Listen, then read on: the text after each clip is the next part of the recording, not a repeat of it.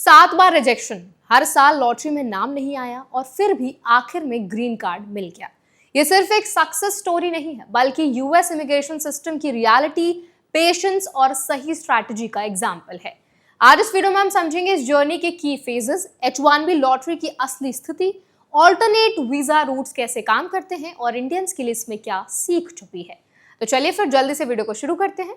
हाय, मेरा नाम है वर्षा दुबे और आप जो देख रहे हैं एनबीटी टेक एड पर। ये कहानी एक इंडियन ऑरिजिन सॉफ्टवेयर इंजीनियर की जो माइक्रोसॉफ्ट यूएस में काम करती हैं, ईशानी बी।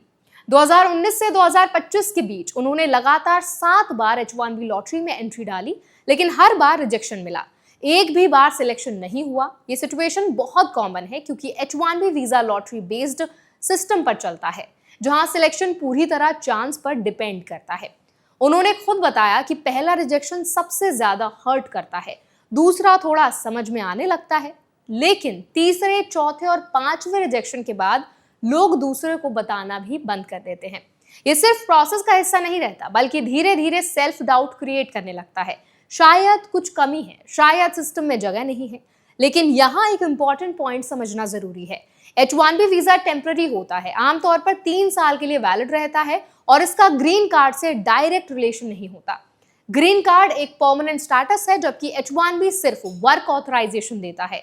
इसीलिए अगर H1B लॉटरी में बार बार रिजेक्शन हो तो इसका मतलब ये नहीं है कि ग्रीन कार्ड का रास्ता बंद हो गया है। ईशानी के केस में भी यही हुआ। 2022 में उन्होंने यूएस छोड़कर कनाडा मूव किया। ये डिसीजन बहुत स्ट्रेटेजिक था क्योंकि कई लोग ऑल्टरनेटिव कंट्रीज का यूज करते हैं एक्सपीरियंस कंटिन्यू रखने के लिए। इसके बाद 2023 में वो वापस यूएस आई, लेकिन इस बार L1 वीजा पर। L1 एक इंट्रा कंपनी ट्रांसफर वीजा होता है जो उसी कंपनी के थ्रू पॉसिबल होता है। इस दौरान माइक्रोसॉफ्ट उनकी H1B फाइलिंग जारी रखता रहा, लेकिन फाइनल ब्रेक थ्रू 2025 में आया जब उन्हें ग्रीन कार्ड मिल गया। यह सबसे इंपॉर्टेंट बात है। ग्रीन कार्ड उन्हें H1B लॉटरी जीतने के कारण नहीं मिला, बल्कि एक अलग पाथ के थ्रू मिला जो उन्होंने एक्सप्लोर किया। इस कहानी से सबसे बड़ा लेसन ये निकलता है कि यूएस इमिग्रेशन सिस्टम में एक ही रास्ता नहीं होता। अगर एक रूट फेल होता है तो दूसरे ऑप्शंस एक्सप्लोर करना जरूरी होता है। Legal framework multiple pathways allow करता है। Employment based petitions, company transfer visas या दूसरे स्ट्रक्चर्ड रूट्स जो इवेंचुअली परमानेंट रेजिडेंसी तक पहुंचा जा सकते हैं। एक और जरूरी चीज इस जर्नी से सामने आती है, वो है कंटिन्यूटी।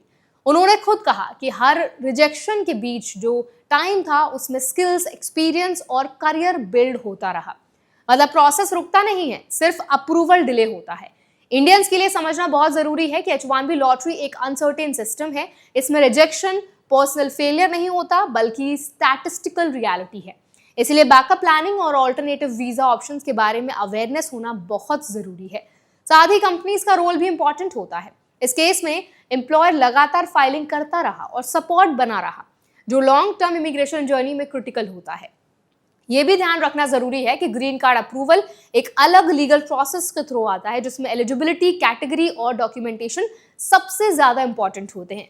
लॉटरी जीतना जरूरी कंडीशन नहीं है। इस पूरी जर्नी में सबसे स्ट्रॉन्ग फैक्टर था कंसिस्टेंसी। बार बार रिजेक्शन के बावजूद कोशिश जारी रखना और बीच के समय को प्रोडक्टिव बनाना, क्योंकि इमिग्रेशन सिस्टम में रिजल्ट देर से आता है, लेकिन प्रोसेस चलता रहता है। आखिर में यही समझ आता है कि नंबर स्टोरी नहीं बताते। 7 बार रिजेक्शन एक नंबर है, लेकिन उस दौरान जो बिल्ड हुआ वही एक्चुअल जर्नी है।